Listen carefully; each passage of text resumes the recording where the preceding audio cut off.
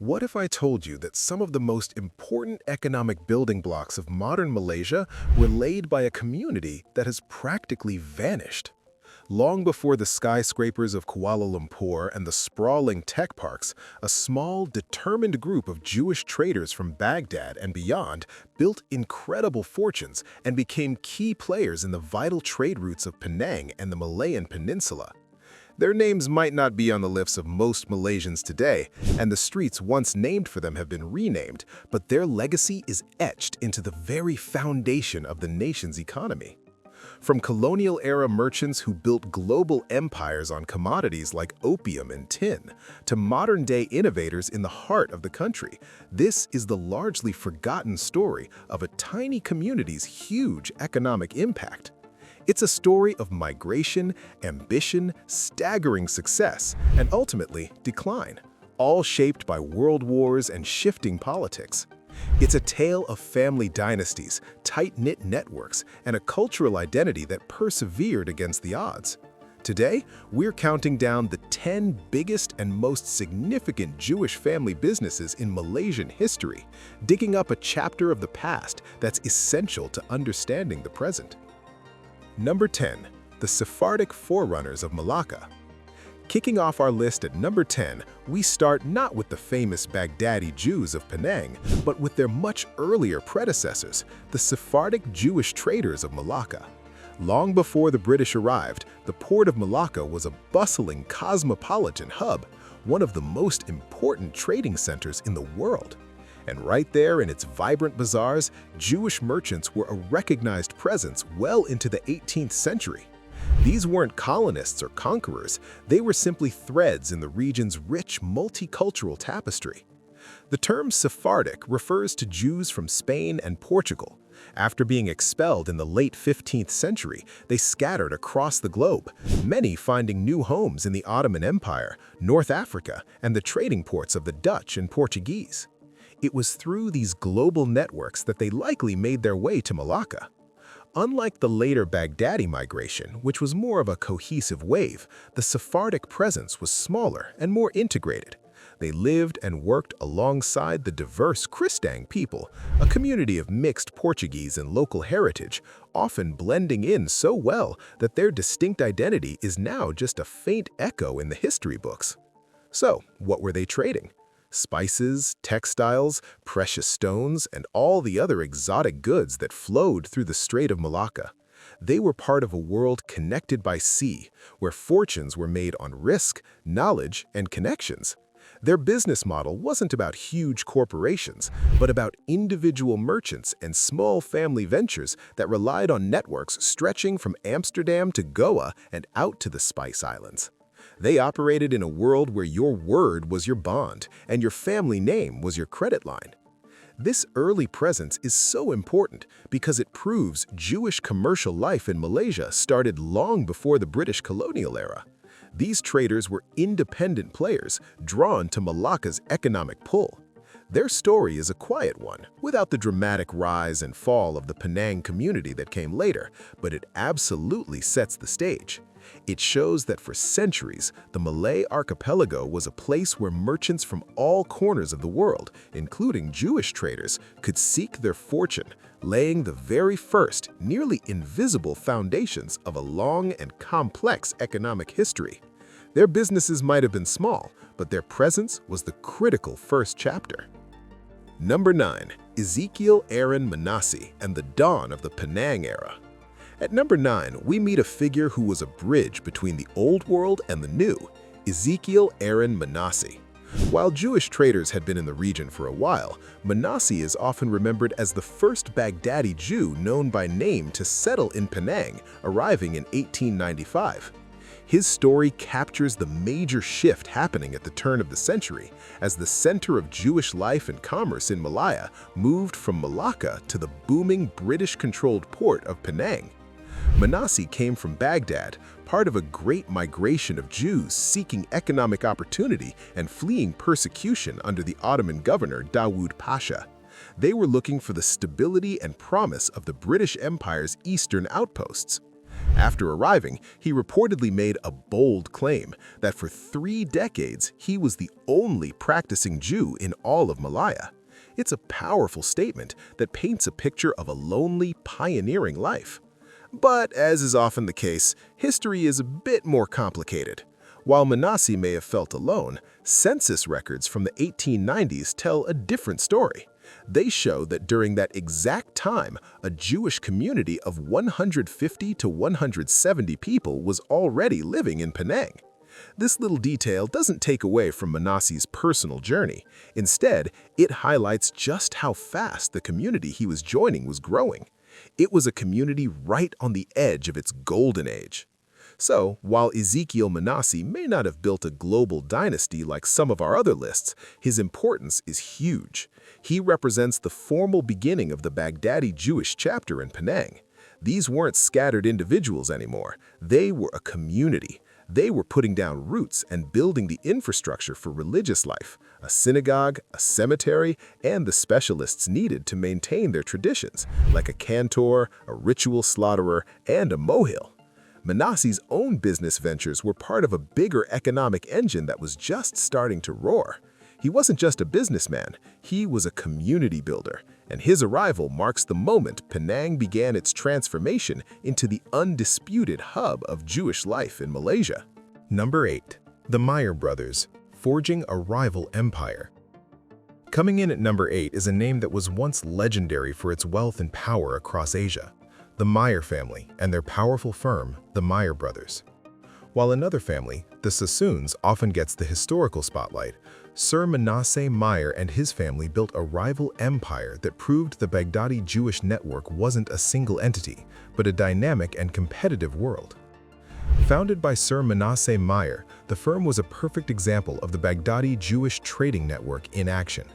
It was a tight-knit family business with offices in key ports all over the region, from Singapore to Hong Kong. This structure was their superpower. By putting trusted family members in charge of each outpost, they could maintain control, ensure loyalty, and move money and information with a speed that big bureaucratic corporations of the time just couldn't match. Their business interests were vast. Like other Baghdadi traders, they were major players in the extremely profitable and deeply controversial opium trade. In fact, historical records show they were fierce competitors of the Sassoon family in this trade, fighting for control of supply routes and markets. This rivalry pushed both families to expand their commercial reach even further, but their portfolio was smart. As the political winds began to shift against opium in the early 20th century, families like the Meyers skillfully pivoted, investing heavily in other commodities like cotton and jute, making sure their fortunes weren't tied to just one product. Sir Manasseh Meyer himself became a giant, not just in business, but in philanthropy. He funneled his wealth into building synagogues, schools, and community centers, especially in Singapore, where he was based. But his influence stretched directly into Malaysia through the family's trading in Penang. The Meyer brothers' firm would have been a major employer and a dominant force in the port's economy. Their ships were a common sight in the harbor, connecting Malaysia to the global market. They weren't just participating in the economy, they were actively shaping it, financing trade, and building a commercial legacy that, for a while, seemed unstoppable. The Meyers proved that the story of Jewish business in Malaysia is about multiple dynasties, each carving out their own piece of an incredibly rich pie. Number 7. The Sassoon Dynasty, the Rothschilds of the East. At number 7, we get to the family often called the Rothschilds of the East, the Sassoons. You can't talk about Jewish economic impact in Asia, and by extension Malaysia, without understanding the incredible scale of the Sassoon dynasty. Their story is the stuff of legend, a family that fled persecution in Baghdad to build one of the greatest trading empires of the 19th century. The patriarch, David Sassoon, was a leader of the Jewish community in Baghdad. Facing hostility from the Ottoman governor, he moved his family and his fortune, first to Persia and then to Bombay, India, in 1832. This move was a stroke of genius. From their new base in British-controlled India, the Sassoons were perfectly placed to cash in on the booming trade between India, China, and Britain. And the cornerstone of this trade was opium. The family firm, David Sassoon & Co., became the dominant force in the opium trade. They set up an operation that controlled everything, from financing poppy cultivation in India to shipping and distributing the final product in China. Their network of agents, many of them family members, spread across Asia, with crucial connections in Hong Kong, Shanghai, and of course the Straits Settlements, including Penang. While it's hard to put an exact number on it, their influence over the opium trade flowing from India was massive. But focusing only on opium misses the genius of their business model. The Sassoons basically invented the family-based multinational corporation. The whole firm was built on absolute trust and kinship. David Sassoon sent his 8 sons to manage branch offices in key trading ports across the world. This created a private, closed-loop system. A deal could be struck in Penang, financed by a relative in Calcutta, with goods shipped on a vessel owned by another family member in Bombay and sold by a cousin in Shanghai. It kept profits within the network and created incredible efficiencies. When the opium trade eventually declined, the Sassoons, like the Myers, successfully diversified into everything from cotton textiles to shipping and banking. In Malaysia, their impact was felt through the massive amount of trade that flowed through its ports. The wealth generated by Sassoon & Co. was part of the great river of capital that fueled the growth of Penang and Singapore. The Sassoon name was a symbol of immense power, proof of how a single family could build a global empire and leave a permanent mark on the economy of nations, including Malaysia. Number 6. The Baghdadi Trading Network, a web of kinship and commerce. Coming in at number 6, we're not looking at a single family, but at the engine that powered all of them, the Baghdadi Jewish Trading Network itself. To get why families like the Sassoons and Myers became so wealthy, you have to understand they weren't acting alone. They were the glittering hubs of a massive, intricate web of trade, finance, and information that connected Jewish communities all across Asia. This network was their secret weapon. At its heart, the system ran on one powerful principle: trust. In an era before modern contract law, business was personal. You did business with people you knew, people who shared your background, language, and values. The Baghdadi Jews, having been scattered from their homeland, recreated that sense of community in the major ports of the Indian Ocean and South China Sea. An observer at the time said the Baghdadi Jewish communities of Asia were almost as familiar as the Jews of Manchester are with Liverpool. That familiarity was the lubricant of commerce. The structure was based on tight family firms. A family would set up its headquarters in a hub like Bombay, then send sons or cousins to open branches in other strategic ports: Rangoon, Singapore, Hong Kong, and of course, the Straits Settlements, including Penang. This created a private, closed-loop system. A deal could be struck in Penang, financed by a relative in Calcutta, with goods shipped on a vessel owned by another family member in Bombay and sold by a cousin in Shanghai. It kept profits within the network and created incredible efficiencies. This system allowed them to maintain their distinct cultural and religious identity while also building relationships with the outside world, with British colonial administrators, local Malay and Chinese merchants, and Indian financiers. They were brilliant at bridging these two worlds. In Malaysia, this network was a powerful economic force in Penang. The Jewish merchants there weren't just solo entrepreneurs, they were the local nodes of this vast Asian network. They had access to credit, information, and markets that their competitors could only dream of. When a commodity price shifted in London, they knew. When a new market opened in Japan, they were among the first in. This collective intelligence, built on shared heritage and family loyalty, allowed a relatively small number of people to have a huge influence on regional trade, turning Penang into a vital piece of a commercial empire that stretched from Baghdad to Yokohama. Before we get to our top 5, if you're finding this hidden piece of Malaysian history as fascinating as we do, take a second to hit that like button. It really helps us bring more stories like this to light. Now let's get back to the countdown.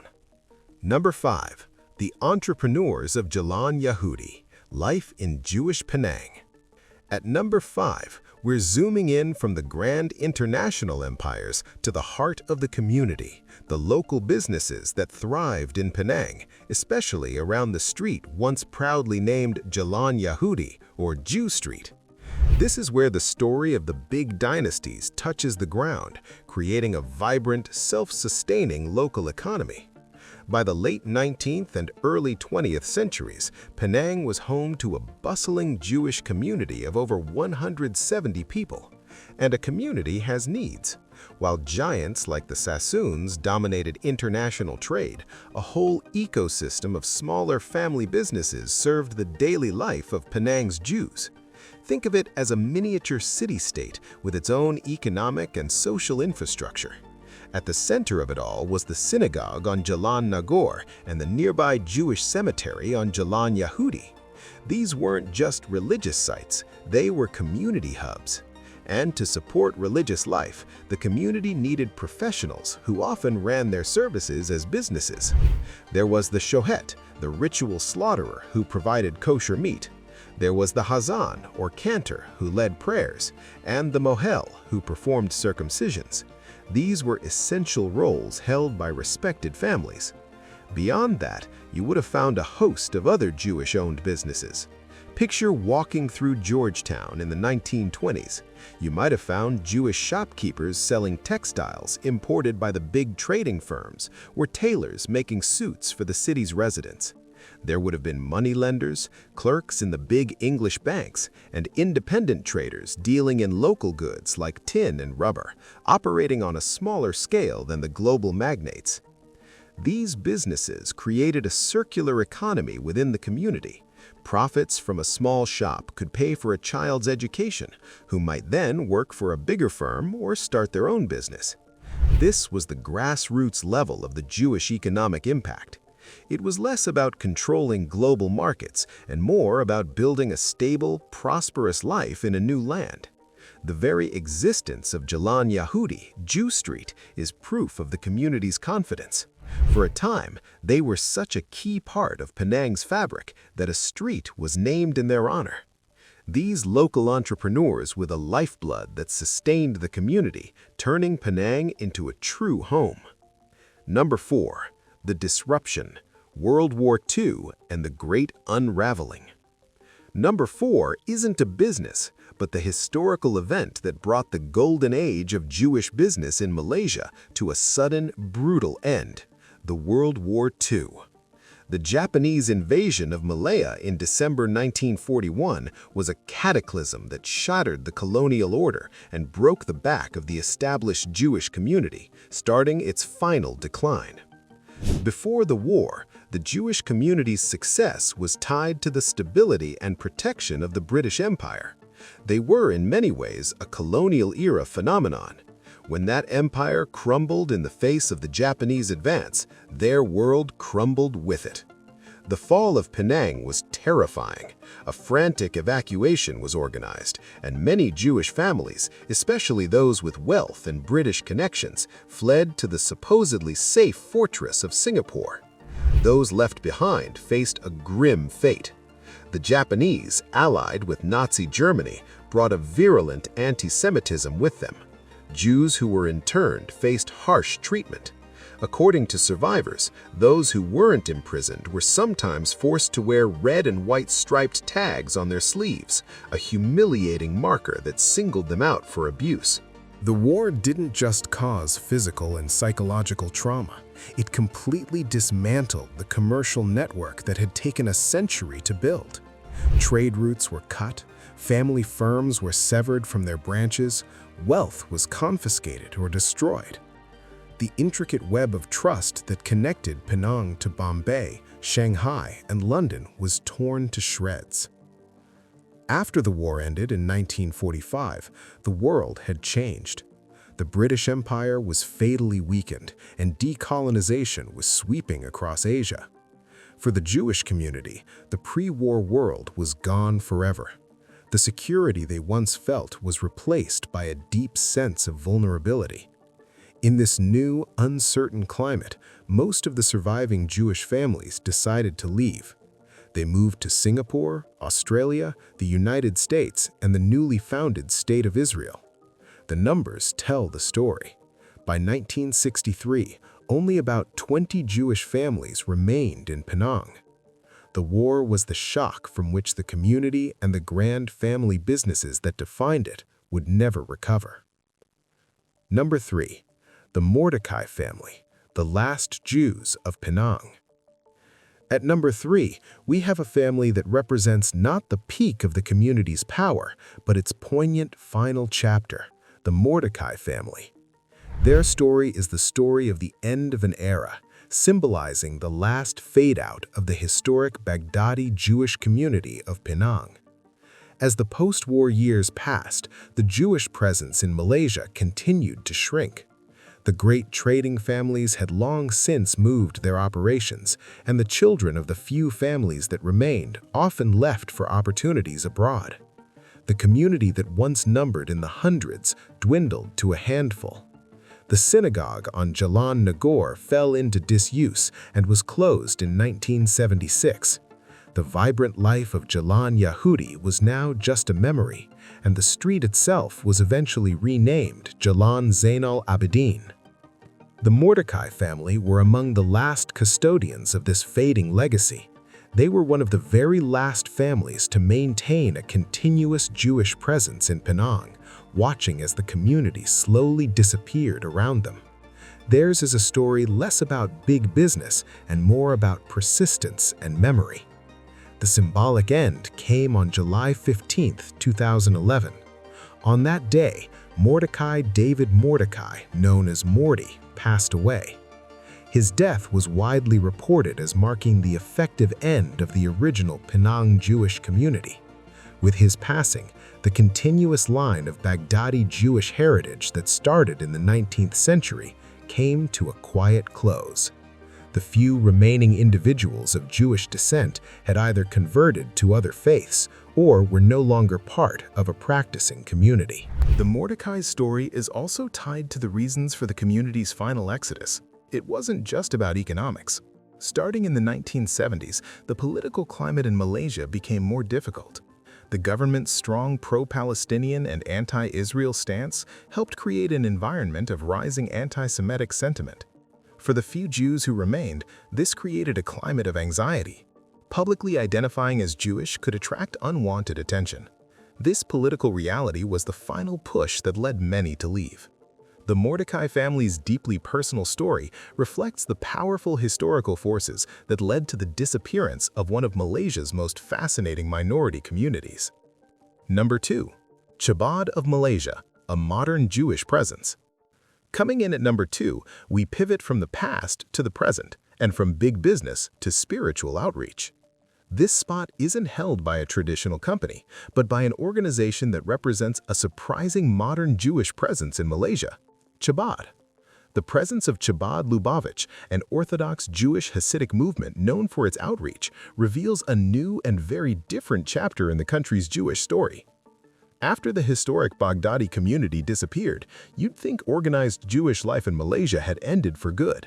For many years that was true, but recently, Chabad has established a small but determined foothold in Kuala Lumpur, serving the needs of Jewish expats, business travelers, and the few remaining local Jews.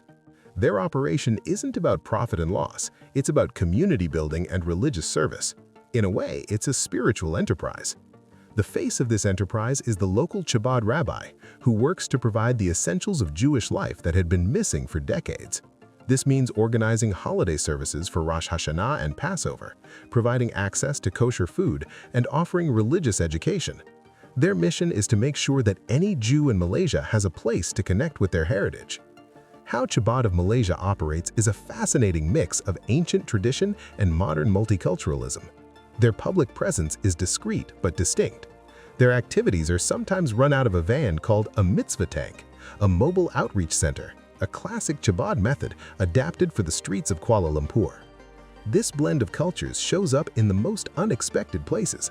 For instance, the entrance to a facility associated with them was once guarded by traditional Chinese stone feng shui lions, but engraved on them were the Hebrew words Chabad Malaysia and Mikvah Malaysia, the name for a Jewish ritual bath.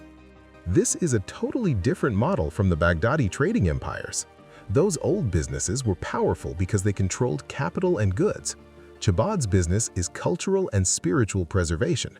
It's funded by donations, not trade, and its goal is to serve a community, not generate wealth.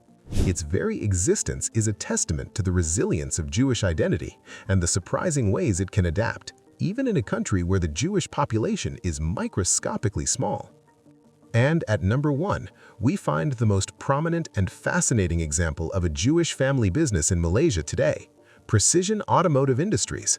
This Kuala Lumpur-based company shatters any idea that the story of Jewish enterprise in Malaysia is purely history. It's a thriving modern business that perfectly blends deep-seated family and religious values with the reality of a globalized, multicultural workforce. Precision Automotive Industries is a major player in its sector, remanufacturing car parts like starters and alternators. With about 180 people on staff, the company is a microcosm of Malaysian society, employing a diverse team of Malays, Chinese, and Indians. The owner, Gary Brott, runs his business under a powerful motto: family, religion, company. That simple phrase is a direct link back to the family-first business models of the Baghdadi traders, while being firmly planted in the 21st century. What makes this company so unique is how it unapologetically integrates its Jewish identity into daily operations within a predominantly Muslim country. A walk through the factory floor is a journey into this cultural blend. The delivery bay, for example, has a Chinese shrine for good fortune, a gilt reminder of Muslim prayer times for employees, and presiding over it all, a huge photograph of Rabbi Menachem Mendel Schneerson, the revered late leader of the Chabad Lubavitch movement. The symbolism doesn't stop there. The factory is home to a man-sized menorah, the 7-branched candelabrum, cleverly built from old car parts, a powerful symbol of industry and faith combined. This isn't a faith that's hidden away. It's proudly and creatively displayed as a core part of the company's identity. And this open expression of Jewishness is possible because of the respectful relationships the business has built with its employees and the wider community. Precision Automotive Industries is the ultimate modern entry on our list. It carries the echoes of the past, the family-centric model, the fusion of business and identity, but applies them in a modern, industrial setting. It shows that it's still possible for a Jewish family business to not only survive, but thrive in Malaysia by embracing diversity and staying true to its core values. It's a story of resilience and success, proving that while the great trading dynasties may be gone, the spirit of Jewish enterprise in Malaysia lives on, making it the clear number 1 on our list. So, there you have it. From the early Sephardic merchants in the port of Malacca, through the golden age of the Baghdadi trading dynasties like the Sassoons and Myers, to the poignant end of that historic community and the surprising resilience of modern ventures like Precision Automotive Industries. The story of Jewish family businesses in Malaysia is a powerful and largely untold chapter of the nation's history. It's a story of immense economic contribution from a community that even at its peak was just a tiny fraction of the population. They were architects of the economy, building trade networks that connected Malaya to the world. Their legacy isn't just in fading photographs or the quiet graves of the Penang Jewish cemetery, it's woven into the country's commercial history. The community's decline is also a crucial part of the story, a reminder of how global conflicts and shifting politics can reshape societies and erase history. The renaming of Jalan Yahudi is a potent symbol of this vanishing. Yet, as we've seen, the story didn't completely end. It transformed. Today, the Jewish presence is smaller and quieter, but it endures in the spiritual work of Chabad and in the modern multicultural success of businesses that proudly uphold their heritage. The history of these 10 entries shows the incredible impact a small group of determined people can have. It's a testament to the power of family, network, and identity, a forgotten history that deserves to be remembered. What other hidden histories do you think are waiting to be uncovered in Malaysia? Let us know in the comments. And for more deep dives like this, don't forget to subscribe. Thanks for watching.